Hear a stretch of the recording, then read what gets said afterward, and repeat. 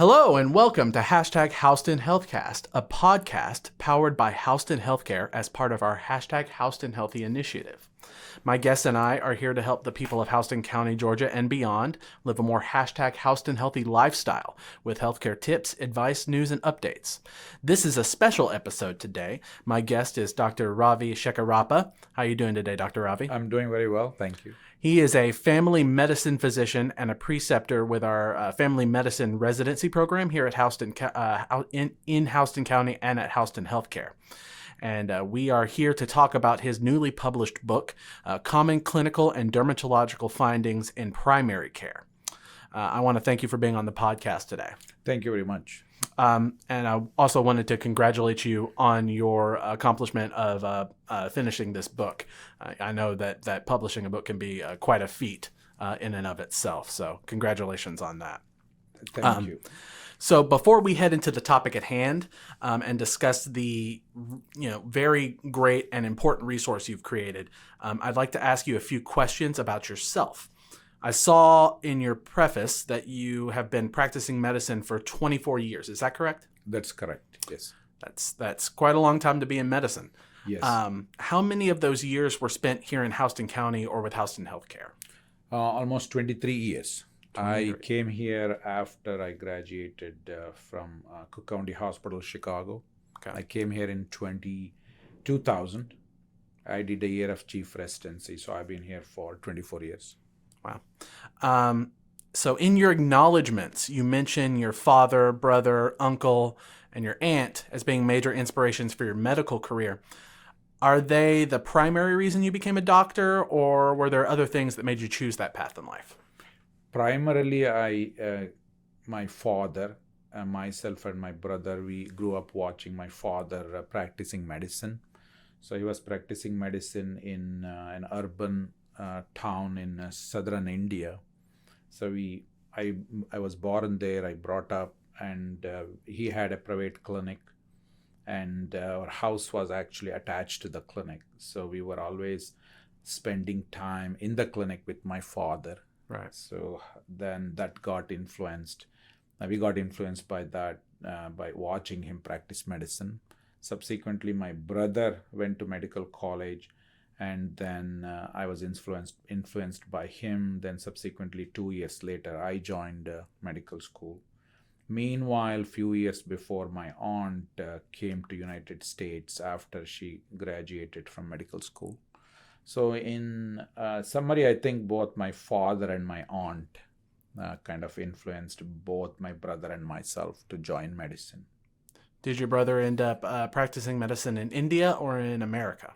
He graduated and he did surgery. He became a plastic surgeon, and he practiced in India. Okay. What made you decide to practice in America? I think I was influenced by my aunt, and she came to US, and she was mentioning about the practice of medicine, how it is different from practicing in India.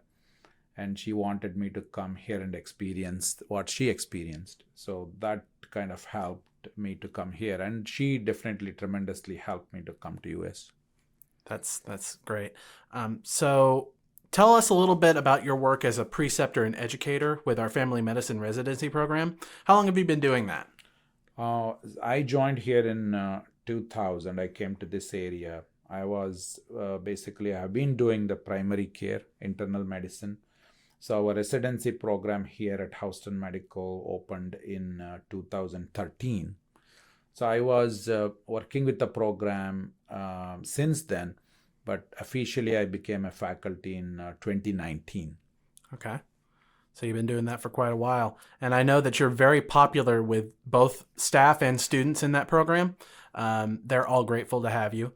But what do you like most about that educational role? I think I like teaching since the beginning. Even in the medical school, I used to teach my juniors. I continued the teaching habits during residency and even in the clinical practice since I've been here. I've been teaching medical students since 2015 or 2016. Then when this opportunity came, so I kind of grabbed it. Yeah. So what influence, how much of your role as a preceptor influenced your creation of this book? Quite a bit. I think I have been the things in this book are collected since my residency in Chicago.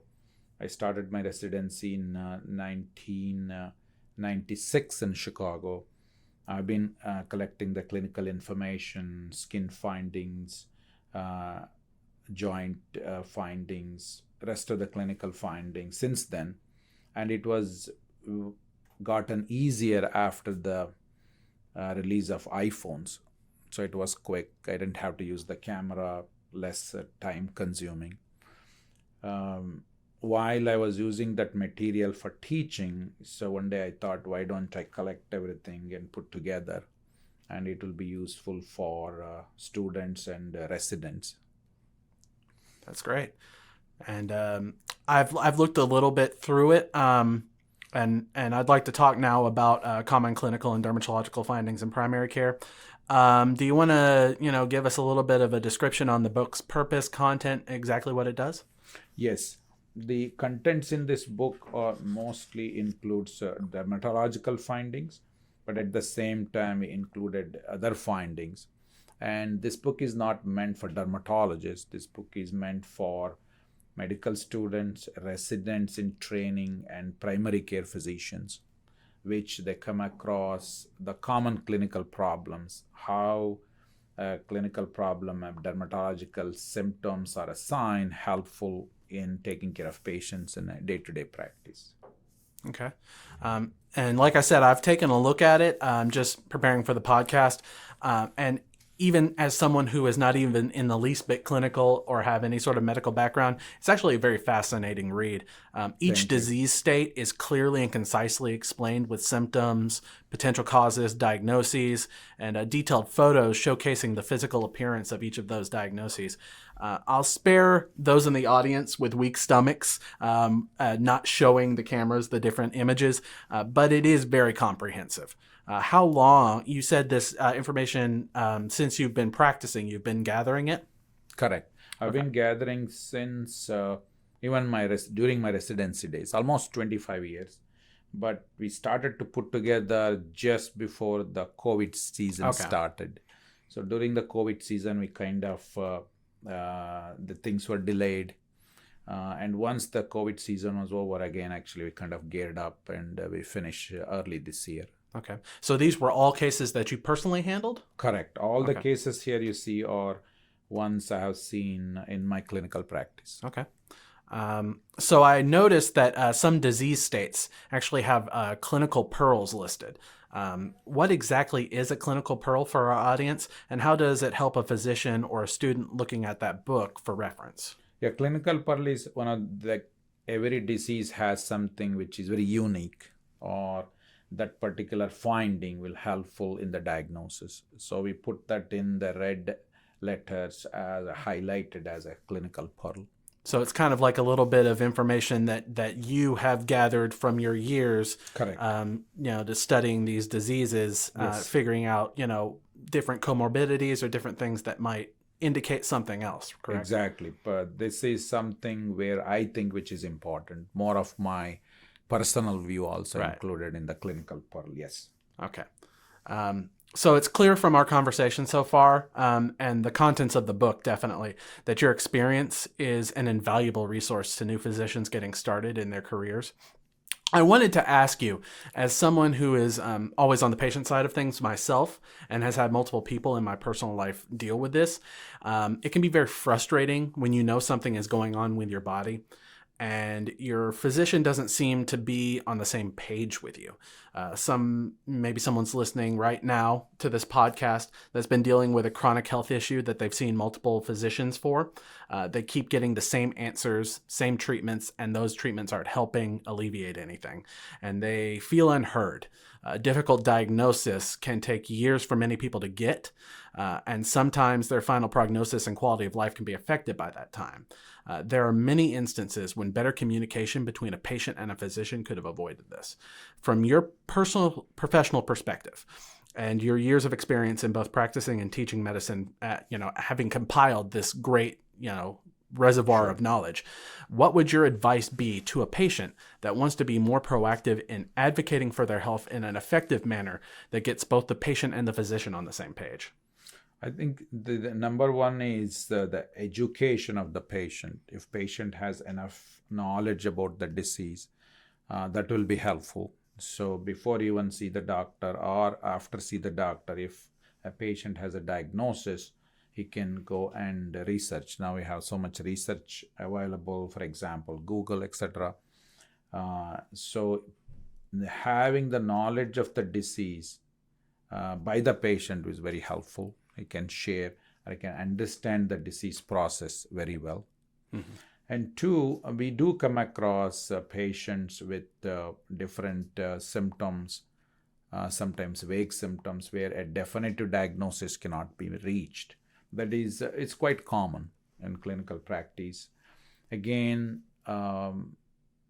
extensive testing is of no use. It's not going to helpful diagnose. So these kind of symptoms may end up with extensive testing, a lot of expensive tests. Mm-hmm. So that should be avoided. Right. All right. So I'd like to thank you again, Dr. Ravi, for being on the podcast with me today and answering my questions. Before we wrap up, is there anything you'd like to say to the audience of patients and potentially an audience of physicians looking at your book for guidance? Yes. I think I would like to ask you to look at this book as a resource to, especially for the students and for the training residents, to be a valuable tool to diagnose common things. I haven't put anything rare in this book. Common things to help to diagnose and treat the patients. And this should be used as a guide in their clinic, and they should keep it in the hospital. Especially in an outpatient setting, where if they see something, they can come back and look at the book. You will get all the information necessary. Okay. And any words of wisdom to share? I know you've spoken at multiple graduations. Yes. Any words of wisdom to share with currently graduating residents or new physicians headed out to see patients? Yes, absolutely. I think as our technology is progressing, we are spending less and less time with the patients. We spend more time with the computers. And at the same time, we treat the x-rays and lab values than the patient. So my advice to the students and residents is spend more time with the patients and listen to your patients. Use your clinical knowledge rather than depending on the labs and x-rays, unless it's absolutely necessary. And avoid treating the lab values and the x-rays, CT scans, MRIs, and treat your patients. Excellent advice. Thank you. So I'd like to thank everyone for listening to the podcast today. I hope it has been informative and entertaining for you. I know it has been informative and entertaining for me. So please be sure to subscribe to our YouTube channel. You will see our podcast posted here before anywhere else. And as always, links to our podcasting channels will be in the description, so you can find and subscribe to us on your podcasting resource of choice. We have some really great topics coming up. Dr. Jacinta Tran will actually be in on our next episode to discuss flu season. So be sure to click that notification bell as well so you don't miss an episode. I hope you all have a wonderful rest of your day, and thank you. And remember to stay #HoustonHealthy.